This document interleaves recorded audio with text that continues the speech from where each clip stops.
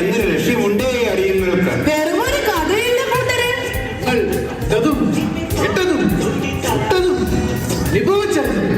പരിശുദ്ധി വേണ്ടവർ കാണേണ്ട കഥ. ജനിക മോഹങ്ങളെ കൂട്ടുപിടിച്ച് ദൈവത്തിനായുള്ള ബലിയർപ്പണത്തെ കാട്ടിൽ പറത്താൻ ശ്രമിച്ച പഴയ നിയമത്തിലെ ഒരു മനുഷ്യനെ പറ്റിയാണ് ഞങ്ങൾ പറയാൻ പോകുന്നത്. എപ്പോൾ വേണമെങ്കിലും നഷ്ടമാകാവുന്ന ജീവന്റെ വിലയെക്കുറിച്ചാണ് എന്റെ പുതിയ കഥ. നിങ്ങൾ തയ്യാറല്ലേ? ശ്രദ്ധിച്ച് കണ്ടാലും. എന്റെ ബലി യഹോവ സ്വീകരിച്ചില്ലല്ലോ. ഇനി ഞാൻ അധ്വാനിച്ചുണ്ടാക്കിയ ഫലവർഗ്ഗങ്ങളിൽ നിന്നും നല്ലൊരു പങ്ക് കൊടുക്കേണ്ടി വരുമോ? അത് നീ എന്തിനാ നിന്റെ അധ്വാനത്തിന് നല്ല പങ്ക് യഹോവയ്ക്ക് കൊടുക്കുന്നത്? നീ വിടയിച്ചതിൽ നല്ലത് നിനക്ക് കരുതി വെച്ചിട്ട് ബാക്കി ആയതുകൊണ്ട് ബലിയർപ്പിച്ചാൽ പോരെ. കൈക്കരുത്തിന്റെ കാഠിന്യത്താൽ ഭൂമിയെ ഉഴുതു മറിച്ച് ഭിത്തിയിലെ വിയർപ്പ് കൊണ്ട് അതിനെ നനച്ച് തരിശു ഭൂമിയിൽ അധ്വാനത്തിന്റെ ഫലം വിളയിച്ചത് ഈ ഞാൻ കായൻ.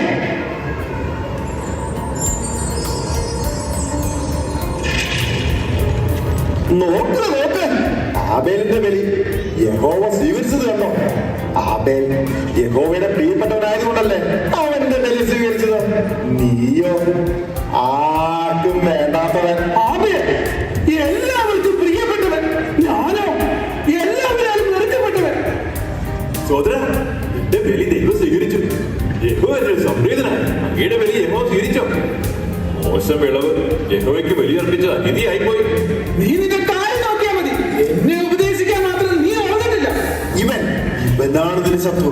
ഇവനില്ലാതായാൽ പിന്നെ നീ ആയിരിക്കും എല്ലാവർക്കും പ്രിയപ്പെട്ടവൻ. അതെ, വലിയ സമ്പത്തിന്റെ ഉടമയും നിന്റെ അധ്വാനത്തിന് ഫലം നിനക്കുള്ളതാണ്. എന്റെ ബലി എന്റെ യഹോവ സ്വീകരിച്ചിരിക്കുന്നു. ഓർക്കാൻ കൂടി വയ്യ. എന്തൊരു കാഴ്ചയായിരുന്നു! സ്വർണ്ണ വർണ്ണത്തിന്റെ ആ പ്രകാശം ആകാശത്തിൽ നിന്നും ഇറങ്ങി വന്നു എന്റെ കാഴ്ചയെ നിമിഷങ്ങളോളം ഒതുങ്ങി നിന്നു. അവന്റെ ഒരു ബലി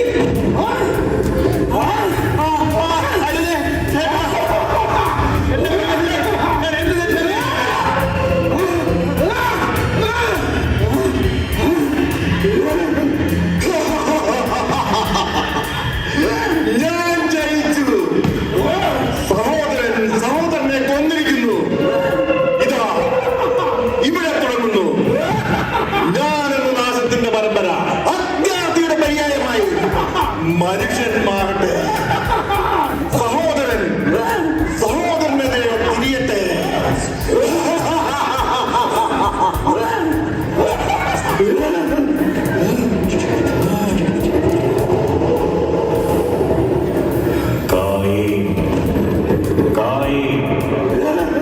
നിന്റെ സഹോദരൻ എവിടെ? എനിക്കറിയില്ല.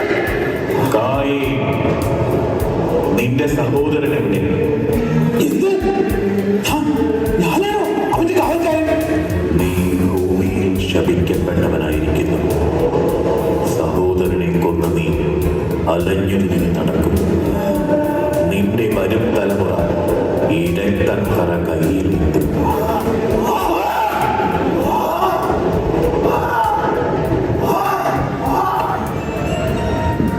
അമ്മേ, അമ്മേ, അപ്പം മരിക്കുന്നതിന് മുന്നേ പറഞ്ഞാണ് വടക്കേതിൽ ആ 2 ഏക്കർ എനിക്കുള്ളതാണ്. എന്നിട്ട് ഇപ്പൊ അവൻ എഴുതി കൊടുത്തു പറഞ്ഞേ. അത് അപ്പം മരിക്കുന്നതിന് മുന്നേ എഴുതി വെച്ചതല്ലേ. എനിക്ക് എന്താ ചെയ്യാൻ പറ്റും? അമ്മ എന്തിനാ എപ്പോഴും അവനെ സൈഡ് പിടിക്കുന്നത്? അമ്മ ഞങ്ങളെന്ത് കാര്യമായിട്ടാ നോക്കുന്നത്? അപ്പം മരിക്കുന്നമ്മ പറഞ്ഞതാ വടക്കേതിലെ സ്ഥലം ചേട്ടനുള്ളതാണ്. എന്നിട്ട് എനിക്കൊന്നും അറിയില്ല. നിങ്ങൾ അവനോട് തന്നെ ചോദിക്കും. അമ്മേ, ഒരു ചായ. നീ തിന്നും പിടിച്ച് സൂചിച്ച് നടന്നു. നിന്റെ ചതി കാരണം ഞാനും എന്റെ കുടുംബം അനുഭവിക്കുന്നത്. അപ്പനെ പറ്റി ഞാൻ 2 ഏക്കർ കൂടെ നിന്റെ പേരിലാക്കി അല്ലേടാ? ചേട്ടൻ എന്താണ് ഈ പറയുന്നത്? പണ്ടും കഞ്ചാവായി നടന്ന് ചേട്ടൻ എല്ലാം തുലച്ചതുകൊണ്ട് അപ്പന് പേടിയായിരുന്നു. അതും കൂടെ ചേട്ടന്റെ പേരിലേക്ക് മാറ്റാം. നീ കൂടുതലൊന്നും പറയണ്ട. നീ ജനിച്ച അന്ന് മുതൽ തുടങ്ങിയാണ് എന്റെ ഈ കഷ്ടകാലം. അപ്പനും അമ്മയ്ക്ക് നിന്നോട് ഇഷ്ടം, നാട്ടുകാർക്ക് നിന്നെ മതി. ഞാൻ മാത്രം എല്ലാം പുറത്ത് കൊള്ളില്ലാത്തോ നിന്റെ നുണക്കത വിശ്വസിച്ച് അപ്പനും എന്നെ കാണരുതെന്നായി.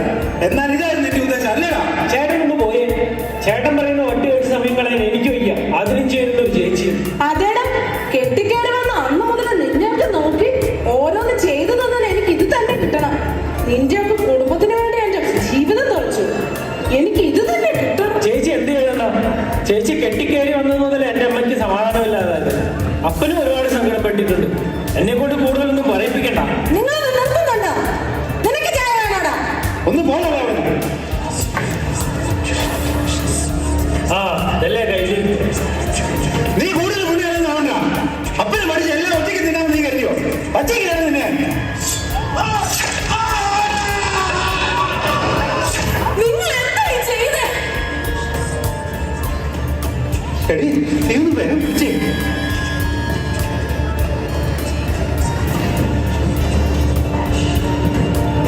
എന്താണ് ഒരു ശബ്ദം കേട്ടെ? അവൻ എന്ത് ചെയ്യടാ? ആ എനിക്കറിയില്ല. ഞാനാണോ അവന്റെ കാവൽക്കാരൻ? നിനക്കും കായലിട്ടുണ്ടോ? നിനക്കും കായലിട്ടുണ്ടോ? നിനക്കും കായലിട്ടുണ്ടോ?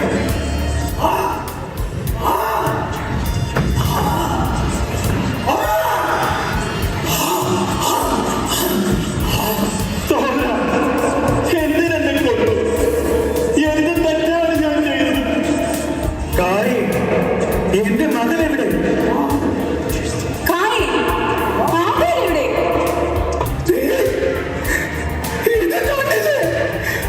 എന്റെ കയ്യിൽ രക്തം, ചൂടുരക്തം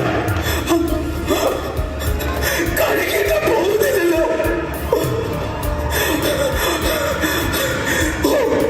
തുടച്ചിട്ട് പോകുന്നില്ലല്ലോ. നാശം. ഞാനിനി എന്ത് ചെയ്യും? കായൻ, കായൻ. ഭൂമിയിലുള്ള എല്ലാ സമുദ്രങ്ങളിൽ കഴുകിയാലും നിന്റെ കൈകളിലെ രക്തക്കറ പോകില്ല. എത്ര വിലയേറിയ സുഗന്ധദ്രവ്യങ്ങൾ പൂശിയാലും ആ പണം മാറില്ല. കാരണം നിന്റെ കയ്യിൽ നിന്റെ സഹോദരന്റെ രക്തമാണ്. നിന്റെ സഹോദരന്റെ ചോര കാട്ടില്ല. നിന്റെ തലമുറകൾ സുഖത്തിനും നേട്ടത്തിനുമായി ഈ പാപം ആവർത്തിക്കുന്നു.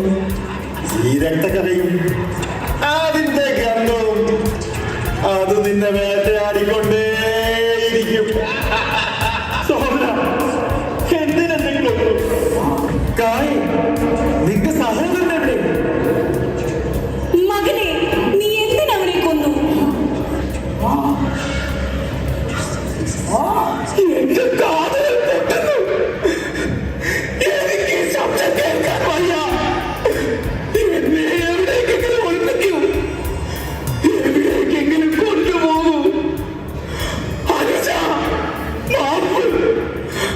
അമ്മേ, മാപ്പ്. അപ്പാ, മാപ്പ്. സഹോദരങ്ങളെ, മാപ്പ്.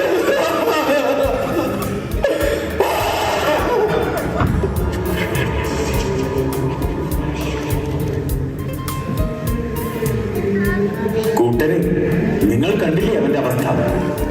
നമ്മുടെയൊക്കെ അവസ്ഥ. തിന്മ വിതച്ചാൽ തിന്മ കൊയ്യേണ്ടി വരും. ഇതിനൊക്കെ പരിഹാരയാഗം നടത്തിയ ആ ക്രൂശിതന്റെ ത്യാഗം ഇനിയും വ്യർത്ഥമാക്കണമോ? നല്ലത് ചിന്തിക്കും, നല്ലത് പ്രവർത്തിക്കും. എല്ലാം ദൈവം തരും. സുഖവും സന്തോഷവും നേട്ടങ്ങളും അങ്ങനെയെല്ലാം സ്വർഗത്തിൽ നിക്ഷേപം വർദ്ധിപ്പിക്കാൻ ശ്രമിക്കും. എല്ലാവർക്കും സർവശക്തനായ ദൈവം നല്ലത് വരുത്തട്ടെ.